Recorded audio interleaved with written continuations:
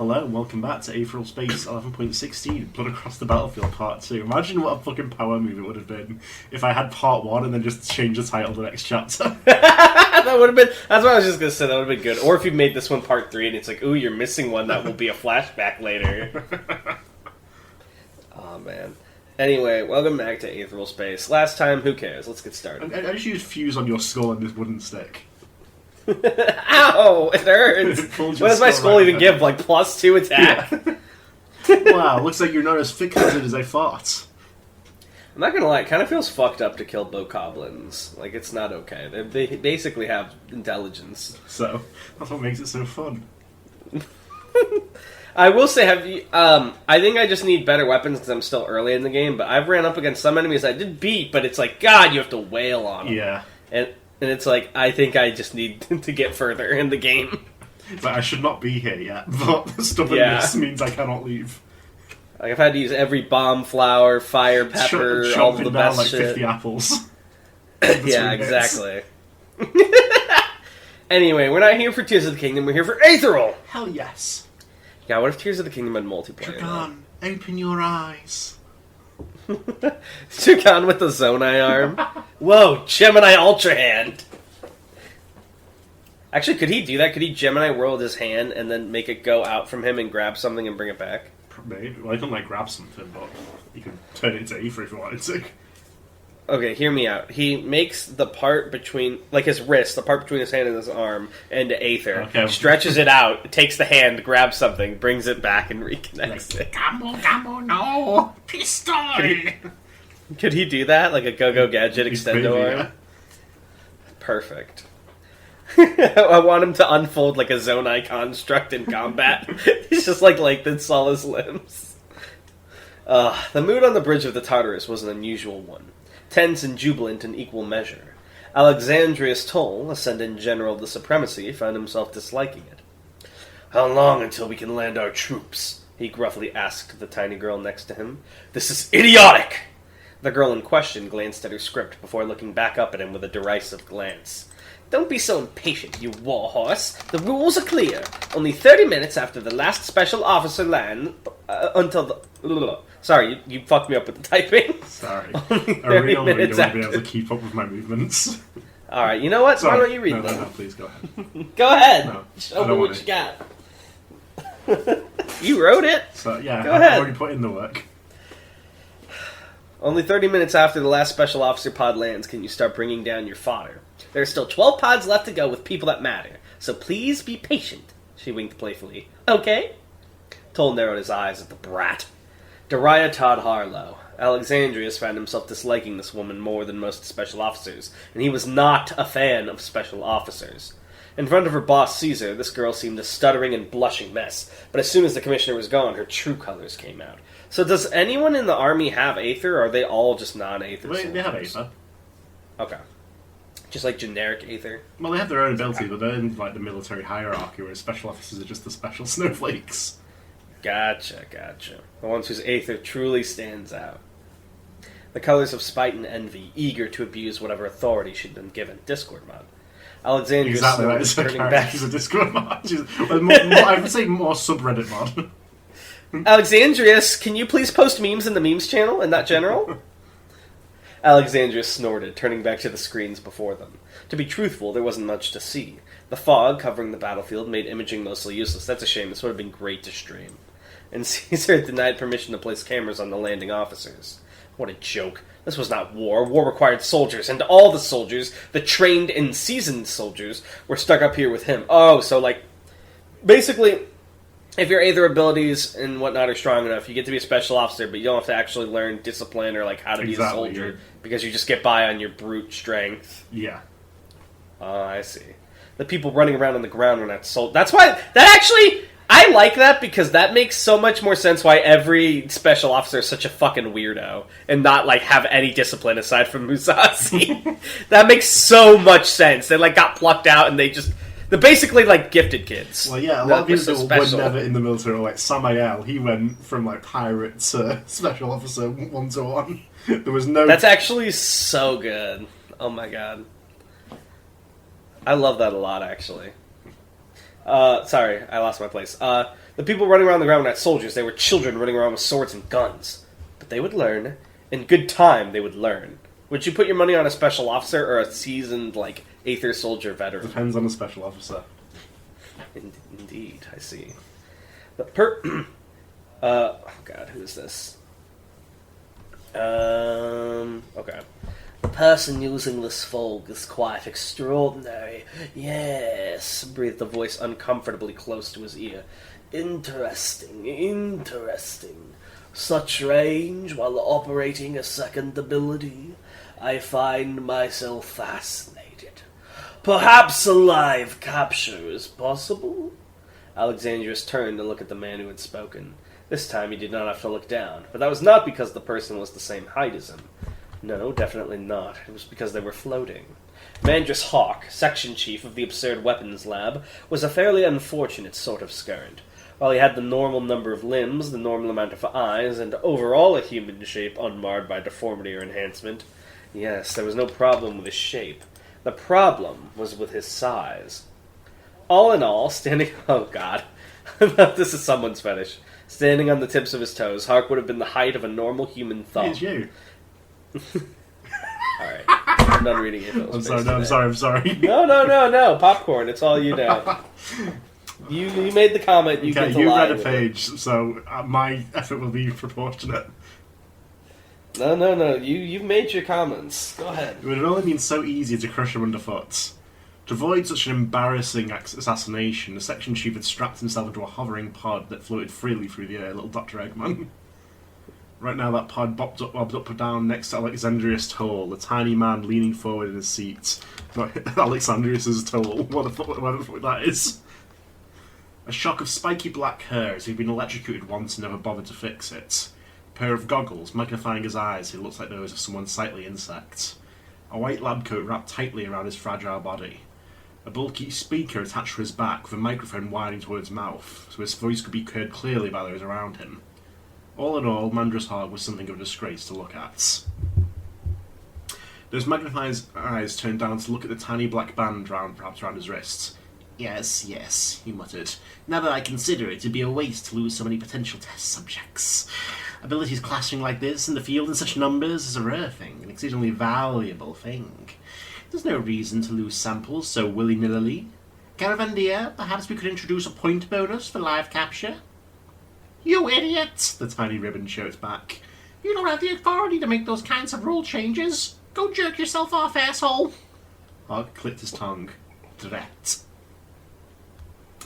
The Absurd Weapons Lab was another organisation that Tull did not entirely approve of. Like the Special Officers Commission, they operated as a light, without care or consideration for a proper chain of command. They were more like some kind of ascetic retreat than a scientific institute, sequestering themselves off from the world and only coming into contact to pass over finished experiments or participate in events like these. Hell, the only reason they were here now was because the secret weapon being held kept down in the hold. If it was up to Tull, that joke of a lab would be gutted and put into direct control of the military as a research and development division. Unfortunately, not that much outside the military was up to Tull for the time being, but things could change. The Supreme had woken up after all, roused from stupor. Alexandrius had to thank Esmeralda for that, if nothing else. Tull and the Supreme had worked together closely back in the old days, burning their way across the battlefield for a common cause. Now that the man was back in his right mind, Tull was sure he could convince the Titan to enact the changes that were needed. The Supreme was not unreasonable, after all. Heads up, came Winston Grace's voice over the Tartarus intercom. I just got word from Dalcidius R. Paxton.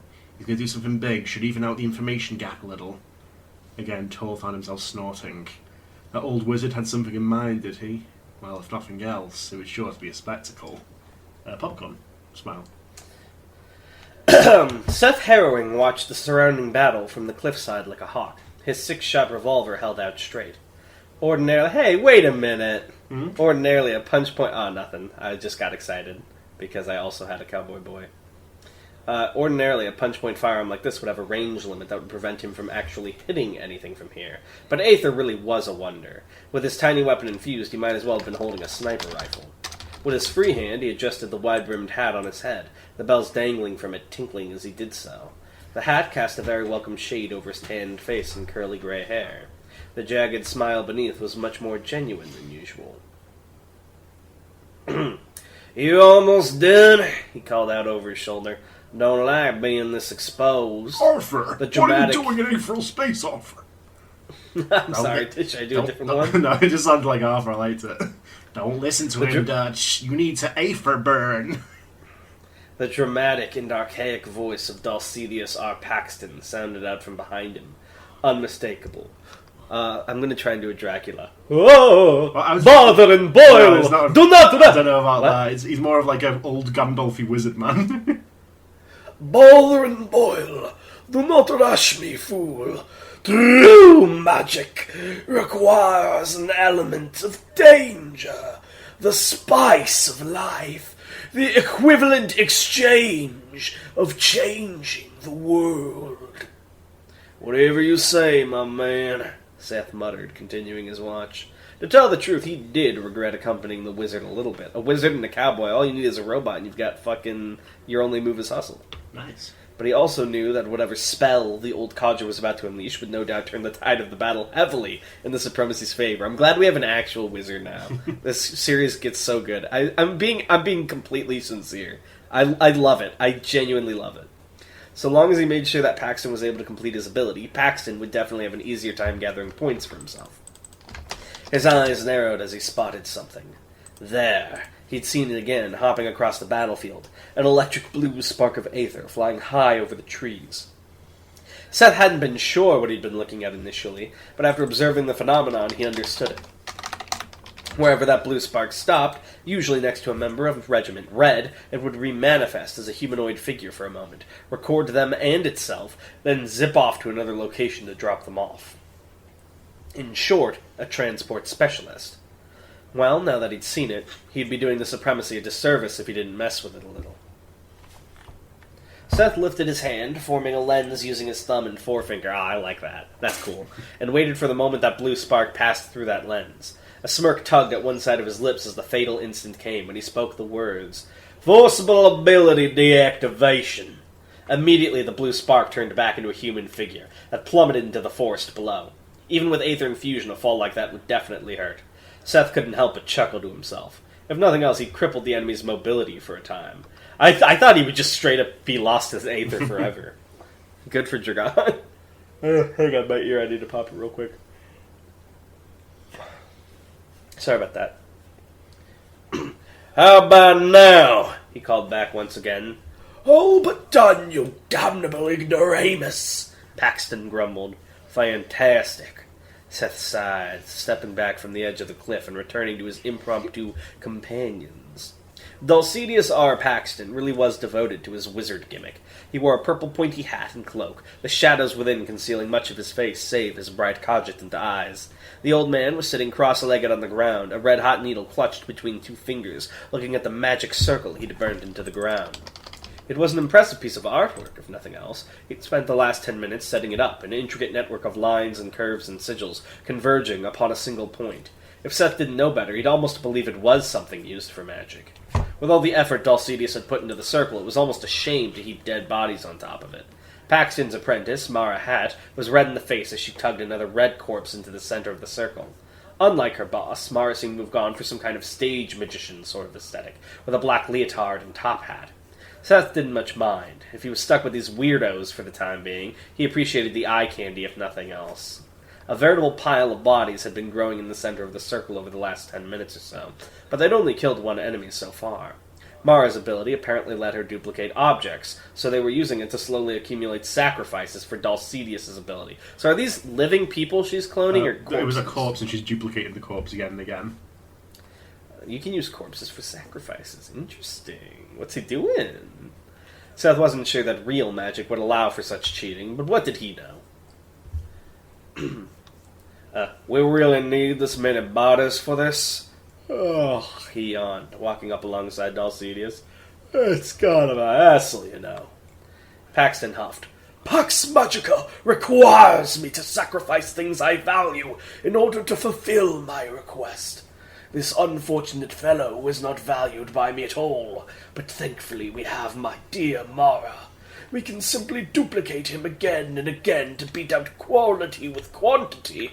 Ingenuity such as this is the heart of magic, my friend. Okay. Seth blinked. He didn't really care. If Seth's lack of interest bothered the old wizard any, he didn't show it. Paxton simply clapped his hands together, ushering Mara out of the circle, and began chanting. Pax Magica! He cried, and in accordance the charred circle began to glow in eerie red. Oh, Pax Magica, hear me! Our enemies converse and conspire through the air, through insidious means, through defiance of the laws of sound and song, treachery! I thus beseech you, accept this bountiful sacrifice of blood and bone, quench thy thirst for carnage and sorrow. Unleash a wave of correction to vanquish the dishonorable means of communication. Correction! Sorry. To vanquish the dishonorable means of communication. Let the silence speak volumes as their volume becomes null. Pax Magica! For a moment, nothing happened, and Seth raised an eyebrow of disappointment. Then, however, there was a resounding flash of light from the circle, and as it exploded into an indistinct red... Sorry, indistinct. What? Indistinct red, the bodies heaped upon it instantly disintegrating, Seth felt a wave of force blast past him. Did he just activate Giant Fan to blow away the fog? Through the rushing wind and roaring aether, the only other sound that could be heard was the old wizard's cackling. I kind of fucked my throat up with that. Ugh. Dragon groaned as he picked himself up off the ground, holding his arm gingerly. Judging by the pain radiating through the limb and his inability to move it, it was definitely broken. Gritting his teeth, he went to record the ability into Gemini World, only to find that he couldn't. Record the arm into Gemini World. That wasn't my fault, to be clear. Only to find that he couldn't. He couldn't activate Gemini World at all. Oh, shit. What had he gotten hit by? Some kind of ability that disabled his own? It was the only thing he could think of. Even if he'd somehow gotten distracted and released his own ability unintentionally, that wouldn't prevent him from activating his ability afterwards. No, something fucky was about. Experimentally, Dragon lifted a hand and fired off a Gemini shotgun in a nearby tree. As expected, the loose chunks of debris appeared and slammed into the trunk at blinding speeds. Excuse me. Shattering it and sending the tree right down to the ground. Steam still rising from his palm, Dragon nodded to himself. No problems there. He put a finger to the communicator in his ear, patching himself through to Klaus. Bad news, he sighed. Something happened to my ability. I can't ferry people around right now. There was no response, save for the slightest buzz of static in his ear. Hello? Dragon asked uncertainly. Still nothing. He tried the backup channel and found it was exactly the same. Silence. Shit! It looked like communications were down as well then. They discussed this eventuality beforehand, of course, in the event that they weren't able to send out orders directly anymore. Dragon was to continue transporting people at his own discretion. They hadn't considered the possibility that his Gemini world would be disabled as well, though. Shit, Dragon said unsurprisingly. You really shouldn't speak so loudly, you know. Dragon suddenly whirled around, pulling his plasma pistol from its holster and pointing it directly in front of him. All of that was reflex at this point. Once his consciousness caught up and he actively registered who he was seeing, his eyes widened and his breath caught in his throat. He swallowed. He'd never met this person before, but they weren't exactly the sort of person a citizen of the Supremacy wouldn't know. That white uniform, that tricorn hat, that cutlass. Commissioner Marcellus Caesar strode across the forest floor, the sticks and leaves beneath her feet remaining intact and unaffected. Her sword was already drawn, the tip of it nearly scraping against the ground as it shone in the sunlight. The older woman had a thin smile on her face as she advanced. Dragon Hadrian, right? She said casually. Hello. Her smile dropped. And goodbye. The force, like that of a speeding car, struck Dragon in the chest a second later. No, Skipper said, wiping a drop of blood from his cheek. If you'd asked me about this in advance, I'd probably have advised against it. You know? Well, life's learning, I guess. Maybe not for you guys, but still. He was surrounded by corpses. Around 10 special officers had tried ambushing him as he was leaving the battlefield, and they'd quickly begun to regret it. Heartbeat shotgun had blasted them apart. Heartbeat bayonet had sliced to the ribbons. Heartbeat landmine had deflected any attacks that managed to get close to him. He hadn't even needed to use Heartbeat freedom yet. Heartbeat landmine's the explosion, It's right? just all around him, yeah. Gotcha. Bastard! Spluttered the last survivor of the group, a special officer with a purple mohawk and umbran black eyes. Kill you! I'll kill you! Maybe a little optimistic. His legs had already been chopped off, after all, and his chest caved in. He lay there, ruined at Skipper's feet, and could do nothing but watch as the man pointed that finger down towards his head. Is he going to have, like, a Notorious B.I.G. ability that activates upon death? That'd be pretty sick. The officer took in a sharp breath, holding up his hand beseechingly. "Please don't!" he wheezed. Someone had changed their tune quick. Heartbeat shotgun! The blast pulped the officer's head in an instant, ending his pain. Skipper sighed as he went to continue walking, plunging his blood-soaked hands into his pockets. In the distance, he could hear the sounds of battle, the explosions, the gunshots, the screams. More than anything, it was loud. That was a good sign. "That's ridiculous, really," Skipper sighed as he continued to stroll towards the arena he'd decided on. "I'm literally just walking here, and I got guys like these trying to kill me. If I was firing off shots or something, I'd get it. But at this point, they're basically just asking me to kill them. Don't you agree, Atoy Musashi?" He turned his head as he stopped his walk once more, looking back at the mouth of the forest. There, framed by carnage on either side like crimson gates, stood the special officer, Atoy Musashi. He'd seen better days. His uniform was in tatters. His skin was covered by cuts and bruises, and blood was running down his face. Seemed he'd been in his share of brawls on the way here. All the more reason for him to think better of this. "Look around, my guy," Skipper nodded to the bodies. "Maybe use your common sense here, yeah?" Musashi's expression did not twitch. "If I'd used my common sense, I wouldn't even be here." "That's what I just said!" Slowly, Musashi began to lower his body to the ground, hands held out on either side. "I'm not the sort of man who runs away from a fight. I don't think you are, either." "Well," Skipper sighed, running a hand back through his hair. "You've got me there. Tell you what, I'm a busy guy, but I'll give you 2 minutes of my time. This is a good last-minute test, anyway. Sound good?" Musashi narrowed his eyes. "Arrogance. Do you really think heartbeat freedom?" A heartbeat stretched on for an eternity. A breath became an odyssey. Temperatures flared. The world became brighter, blinding for a moment.